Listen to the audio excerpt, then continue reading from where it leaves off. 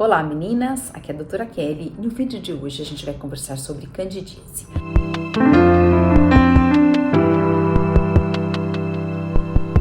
A cândida é um fungo presente na nossa microbiota normal. Pessoas saudáveis têm a cândida na vagina, no intestino, na pele e ela vive de maneira harmônica sem nos causar nenhum problema, desde que não aconteça um desequilíbrio nessa microbiota que favoreça a proliferação exacerbada desse fungo. A candidíase é uma vulvovaginite que ocorre por esse crescimento desordenado, por esse crescimento aumentado desse fungo. E a gente sabe que é muito frequente, 75% das mulheres vão ter pelo menos um episódio de cândida ao longo da vida. Quando esses episódios acontecem de maneira recorrente, nós temos a candidíase recorrente. Isso acontece quando ela apresenta esse diagnóstico pelo menos 4 vezes em um ano. A maioria dos episódios de cândida são causados pela Candida albicans, é a espécie mais comum. Quando a candidíase acontece de uma maneira recorrente, provavelmente a espécie envolvida é a Candida glabata. A candidíase não é considerada uma doença sexualmente transmissível, porque a origem dela está num desequilíbrio do nosso próprio organismo, mas ela pode sim ser transmitida por via sexual e tanto homens quanto mulheres podem apresentar a candidíase. E qual que é o quadro clínico de uma mulher com candidíase? A candidíase, ela pode muitas vezes ser assintomática. A mulher nem percebe que está com corrimento e só é percebido essa alteração durante o exame físico. O médico que vai fazer a coleta do Papa Nicolau vai examinar, percebe a presença do corrimento. Ou, muitas vezes, somente é identificado pelo Papa Nicolau. Quando é feita a leitura da lâmina do Papa Nicolau, é identificado a presença do fungo. Mas o mais comum é que as mulheres tenham os sintomas de candidíase, que podem ser o corrimento esbranquiçado, grumoso, é um corrimento talhado, que causa muita coceira, é um prurido tanto da vagina quanto da vulva, que é a região externa. Arde, uma ardência vulvar, uma ardência vaginal, podem apresentar uma vermelhidão na vulva, a vulva pode ficar edemaciada, pode ter dor durante as relações sexuais, pode ter alteração urinária, uma ardência durante o ato miccional. E quais são os fatores que favorecem a multiplicação desse fungo? A gravidez, diabetes descompensado, duchas vaginais. Eu já conversei com vocês em outros vídeos que nós nunca devemos fazer a ducha vaginal, porque a ducha, quando você introduz dentro da vagina alguma coisa, acontece um desbalanço dessa flora vaginal e favorece a proliferação de tanto de fungo quanto de bactéria. Então, duchas vaginais predispõem a multiplicação do fungo e não devem nunca ser feitas. Roupas apertadas, material sintético, então calça jeans muito apertada, biquíni, maiô, calção de banho. O verão é um momento em que a gente tem uma grande multiplicação do fungo. Por quê? O fungo gosta de ambiente quente e úmido. E no verão, a gente vai pra praia, pra piscina, fica muitas vezes com o biquíni, maiô, um tempão sem trocar. Então, aquele tecido úmido, é um tecido sintético, úmido, favorece a multiplicação, a proliferação do fungo. Portanto, assim, quando a gente vai pra praia, pra piscina, o ideal é que depois que sai da água, trocar pelo menos a parte de baixo. Os desodorantes íntimos também favorecem a multiplicação do fungo. Anticoncepcionais em altas dosagens também favorecem. Uso de corticoide, de quimioterapia, antibiótico, uma alimentação rica em açúcar, em carboidrato, as deficiências de ferro, de zinco, o estresse, a má qualidade do sono. Tudo isso favorece essa multiplicação do fungo e aí a gente também tem que conversar um pouquinho no tratamento, porque no tratamento a gente precisa tentar minimizar e diminuir todos esses fatores que predispõem. E como que é o diagnóstico? O diagnóstico ele é feito pelo exame físico, então o ginecologista olhando ele já consegue identificar que tem a presença da candidíase. E um outro exame que pode ser feito também é um exame microscópico. Então, é colhido o material, esse material é analisado e consegue-se observar a presença de pseudohifas e esporos, que significa que o fungo está se multiplicando. A gente também precisa diferenciar se realmente é candidíase ou se é um outro tipo de corrimento.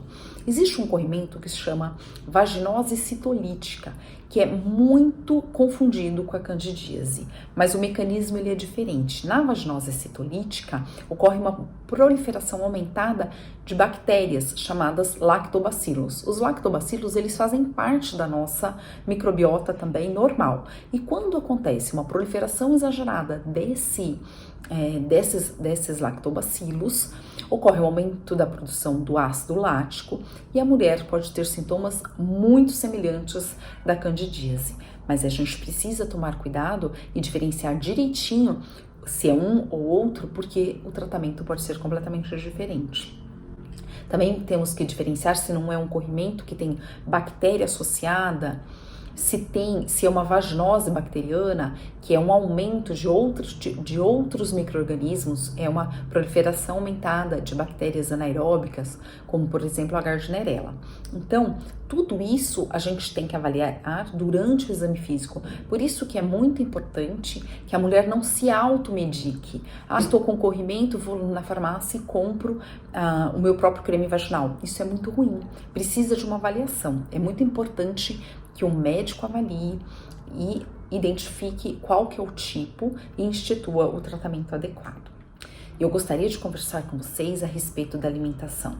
A nossa alimentação, ela pode favorecer a manutenção da candidíase e pode favorecer o surgimento da candidíase.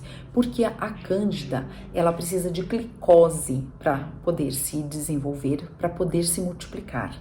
Então, essa glicose, ela faz parte da necessidade do fungo. Então, quanto mais glicose nós dermos, quanto mais açúcar nós nos alimentarmos, maior é a proliferação desse fungo. E quais são os alimentos que são bons para pessoas que estão com candidíase e em pessoas que querem evitar que o fungo se prolifere, que ele se multiplique de uma maneira desordenada?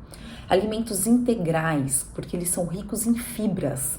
Os alimentos integrais, eles permitem que a glicose seja liberada mais lentamente, ou seja, não vai ter aquele boom de glicose e favorecer a multiplicação do fungo. Os peixes ricos em ômega 3, porque eles são anti-inflamatórios. Então, sardinha, salmão, arenque, cavala são exemplos desses peixes ricos em ômega 3.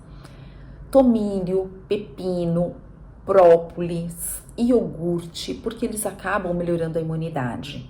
Frutas com baixo índice glicêmico, porque elas são absorvidas mais lentamente, não tem um grande aporte de glicose de uma vez. Morango, pêssego, pera, maçã, ameixa, orégano, alecrim, alho, cebola, semente de abóbora, coco, romã, porque eles são antifúngicos.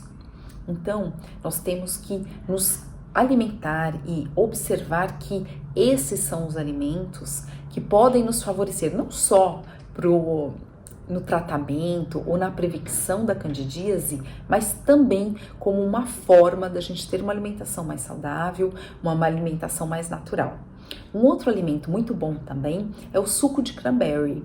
As sementes de chia, de linhaça, aveia, quinoa, nozes, amêndoas, gengibre, azeite de oliva, pimenta caiena, são ótimos alimentos que a gente devem sempre fazer parte aí da nossa alimentação.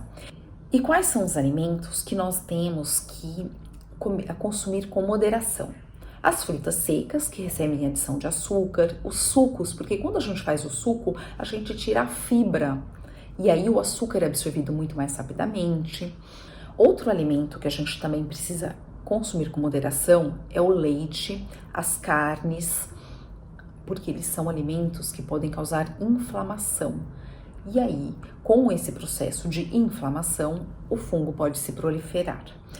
Os alimentos vendidos a granel, amendoim, castanhas, também a gente tem que tomar cuidado, porque quando eles estão ali soltos, abertos, pode haver a proliferação de fungos, o que seria ruim também para o nosso organismo.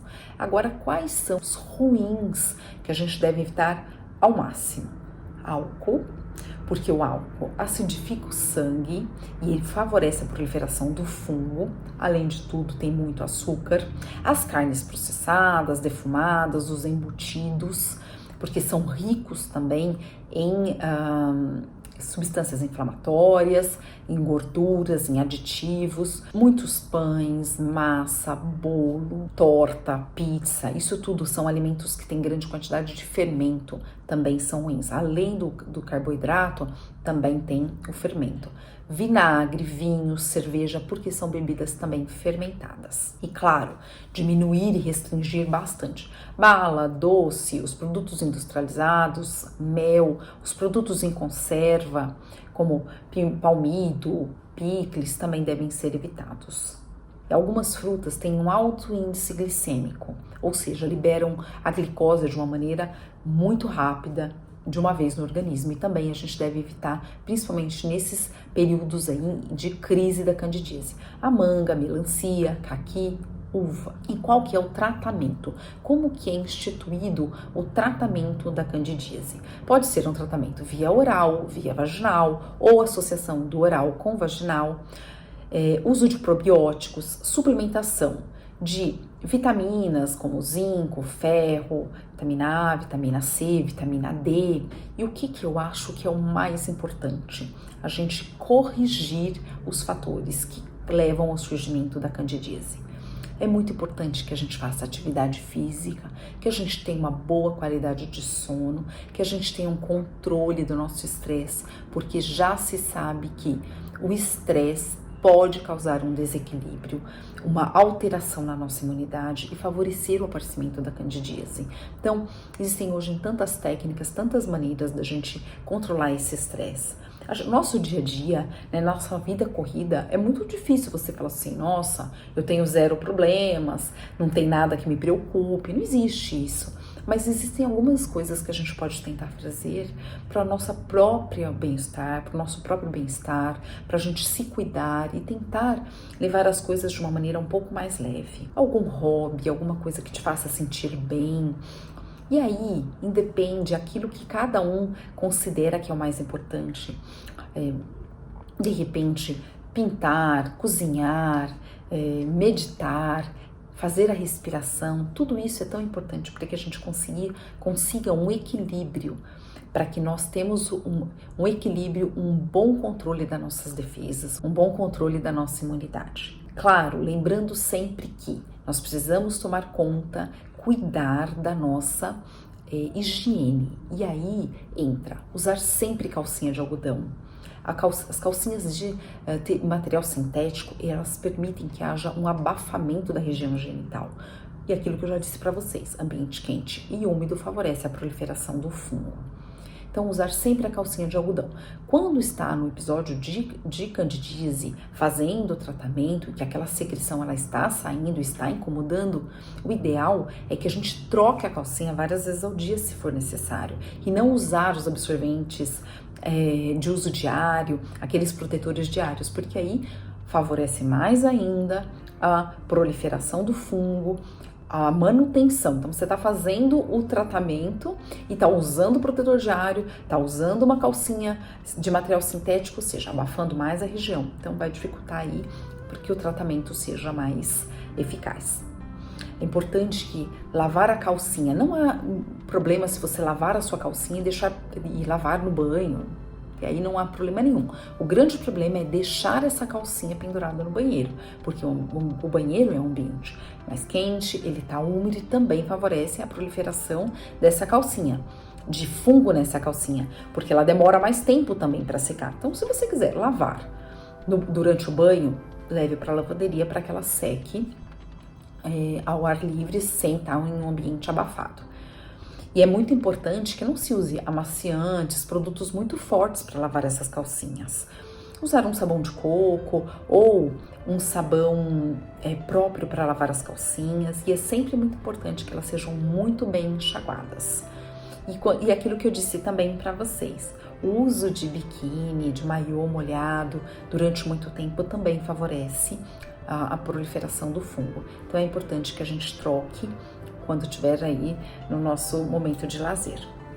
Eu quis deixar aqui para vocês essas informações que eu acho que são bastante relevantes a respeito da candidíase, mas se você ficou com alguma dúvida, tem algum questionamento, deixa aqui para mim nos comentários ou mande um e-mail que nós vamos esclarecendo e sanando todas as dúvidas que ficarem.